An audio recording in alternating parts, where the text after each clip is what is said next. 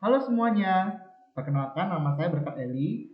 Saya adalah mahasiswa Sistem Informasi dari Universitas Siber Asia dengan nomor induk mahasiswa 23010111014.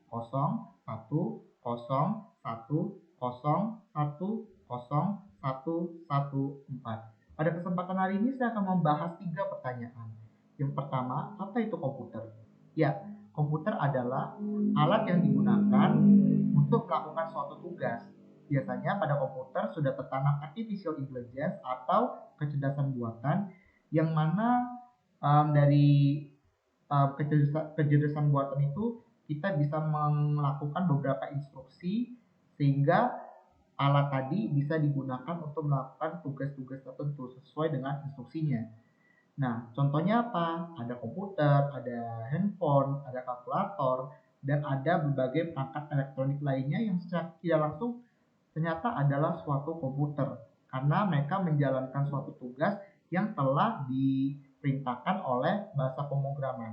Nah, kita akan membahas yang pertanyaan kedua, apa itu organisasi komputer? Baik, organisasi komputer adalah cabang ilmu yang mempelajari tentang bagian yang berkaitan dengan unit-unit pelaksanaan komputer dan hubungan antar komponennya. Nah, contohnya apa nih? Di sini ada teknologi hardware, ada perangkat interface, ada memori, dan ada sinyal-sinyal kontrol. Sekarang saya akan membahas apa itu arsitektur komputer. Ya, arsitektur komputer adalah cabang ilmu yang membahas tentang komponen-komponen sistem komputer yang berkaitan dengan pemrograman. Contohnya apa? Di sini bisa instruksi, teknik pengamatan, dan mekanisme input atau output. Nah, di sini kita mau tahu apa perbedaannya. Ya, memang sekilas lihat sama ya, tapi sebenarnya organisasi komputer dan arsitektur komputer memiliki sejumlah perbedaan. Apa itu perbedaannya?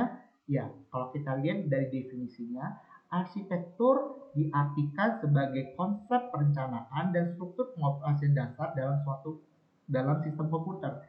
Nah, sementara um, organisasi komputer itu berkaitan erat dengan komponen-komponen operasional. Misalnya apa?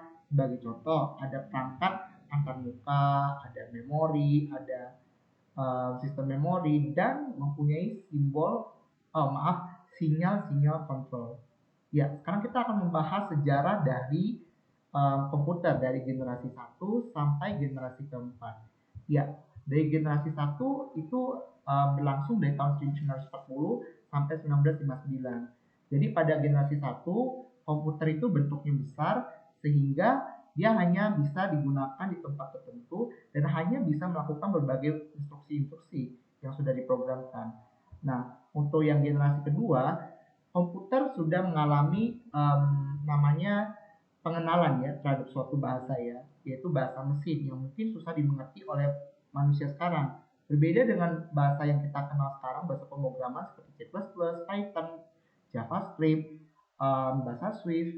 Nah, kalau di bahasa mesin ini ada berbagai bahasa yang kita tidak mudah mengerti.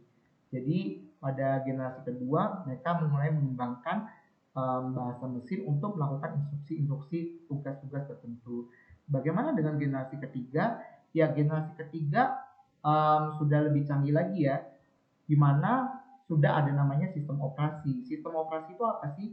Kita tahu Windows, kita tahu iOS, tahu macOS. Nah, itu adalah suatu sistem untuk menjalankan suatu aplikasi pada sebuah device. Nah, pada generasi keempat, apa yang lebih ditingkatkan lagi? Ya, pada saat itu sudah ada namanya jaringan dan koneksi internet. Sehingga koneksi internet ini bisa digunakan untuk mengakses suatu data atau laman tertentu atau suatu situs web tertentu. Dan generasi kelima itu lebih berkembang lagi, di mana kita tahu bahwa komputer dari generasi 1 sampai generasi keempat itu alatnya cukup besar ya. Dari generasi 1 yang besar sekali, itu pelan-pelan dari generasi 1, 2, 3, 4, 1, 2, 3, 4 sampai perangkat yang paling kecil yang kita kenal sekarang sebagai smartphone yang berukuran 6,5 inch. Beda ya dengan um, komputer yang beratnya mungkin sampai beberapa ton dan besar ya. Oke, cukup itu saja yang bisa saya sampaikan. Terima kasih atas perhatiannya dan sampai jumpa.